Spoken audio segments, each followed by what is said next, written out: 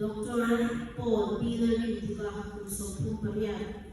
Dr. Paul Pilarin di dahi usang pumade. Pinalipiyag zawin te fa petuzi nga ang nilay iturin September so pi kung sa kasamasogyan pasalukan ay zona lopia nga ang unaw tetu Jonathan Lerby sana le Pilarin wata husband of Zarzo Kimigyan di ani ano pui Lerby sa inendia fanaro zanpati Valentino B. Rosa Zualale Hector B.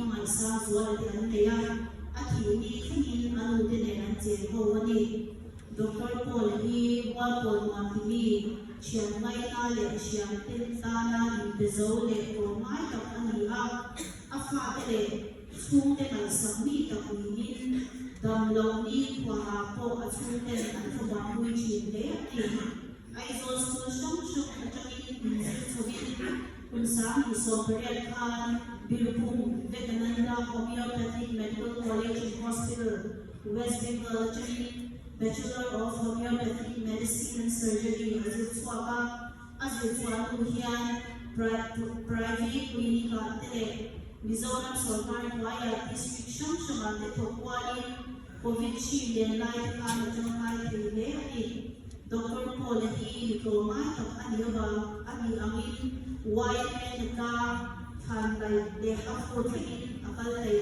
De China Nina Le Zanto Zende Lo Mase Apa Ang Tobe Tite Ang Atite Ang Atwa Chanem Ka Kaka Kok China Salvation Army Medical Fellowship Ahim Nang Veri Free Clinic Naina Ate Hau Tuten Jura Tina Atwa Tutakin Atel Mai China Ansu Kwa Him Taka Nan Lai March Sam Isong Panga Changkan Insoy Seljani Achoklo Tial Tiala Anukui Teho Soy Nen Kola Damdonin Umay Lawa Anshia Kagamin Anukui Om Pui Chota Mase Base Lautani March Som Pasani Tu Amuhin Su Kai Pozo Anitalawa Z Da Som Lemin Som Tihan Vado Nasangin Tuan Ramin Pansantani